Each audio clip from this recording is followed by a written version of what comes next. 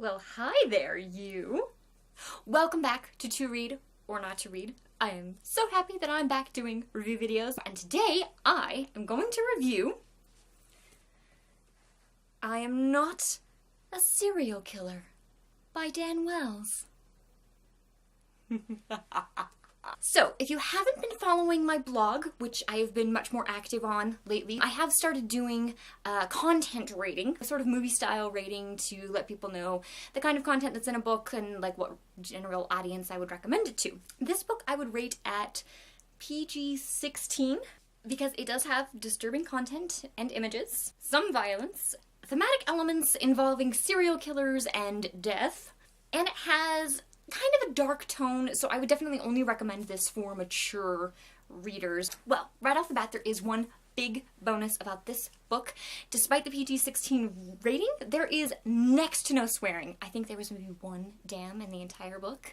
And there is no smut. Plus, even when it's dealing with the grisly events that are in this book, it does not go into grotesque or gory detail. But yeah, I'm not going to lie. I Am Not a Serial Killer is dark. It is macabre and morbid. I now know more about the embalming process than I ever knew I didn't want to know. Yeah, I'm having a closed casket funeral, thank you very much. And as if that isn't dark enough, this book also slams you front and center into the mind of a sociopath. And you want to know something? It is absolutely fantastic. Oh my gosh. I love this book, you guys. Alright, now I do not do horror. I don't like slashers. I don't like scary stories. I am telling you, an Alfred Hitchcock thriller or maybe M. Night Shyamalan's The Village is as high as I go on the intensity scale, okay? Wells has created something here that is so unique and significant and compelling that I could not put it down. You might notice this is not a library copy I'm holding for this review. This is the copy I went out and bought after I read the library copy and realized that I wasn't taking the library copy back. Alright, where do we begin? John Wayne Cleaver is a 15-year-old sociopath. Worse than that, he possesses several key predictors of a serial killer. He knows that he possesses the predictors of a serial killer. And he fears that fate for his future so much, he has set himself a list of strict rules to ensure that he never gives in to any of those compulsions. Even better, this story is told from his perspective. And when I say his perspective, I mean right front and center in his mind. We get to see everything. We see his dark side, we see his normal facade, and we see the fear he has of himself. You want to talk about character depth? We are so deep in John's head, we are so deep in his point of view that this is not a book about John Wayne Cleaver. This book is John Wayne Cleaver. And right about now, you're probably thinking, yeah, Amanda, this doesn't really sound like the book for me. It sounds, you know, disturbing and messed up as all get out. So I'm just gonna go now. Okay? Yeah. But that is the thing. The skill of Dan Wells' pen is evident here because of how well he portrays John as a sympathetic character, especially when it's being told from inside the guy's own head. There is no sugarcoating. This is all blatant and black and white and stark and realistic. John is complicated and terrifying and so vulnerable, and I absolutely love him.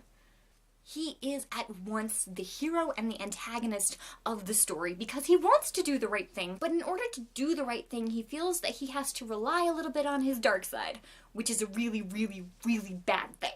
While John Wayne Cleaver definitely takes the cake in the most interesting character department for this book, I have to say that the best character by far in the story is Dr. Ben Neblin. He serves as John's therapist and the moral compass of the story. And that is a crucial thing to have in this kind of material. Neblin almost wins hands down for this quote alone. You are always in control of your own destiny, and you are always the one who makes your own choices. No one else.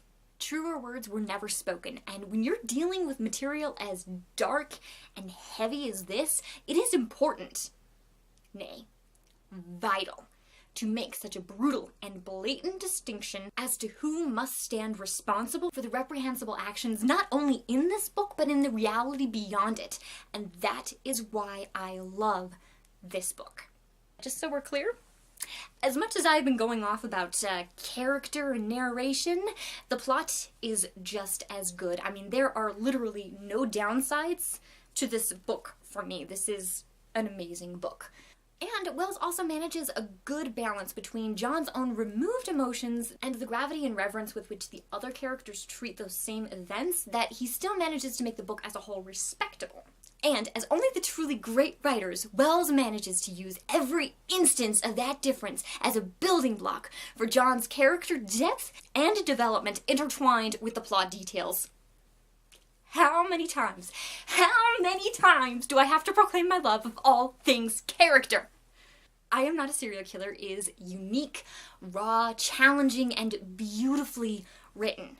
Everyone should read this. If you read one book this year that I have recommended you, make it this one. Make it this one.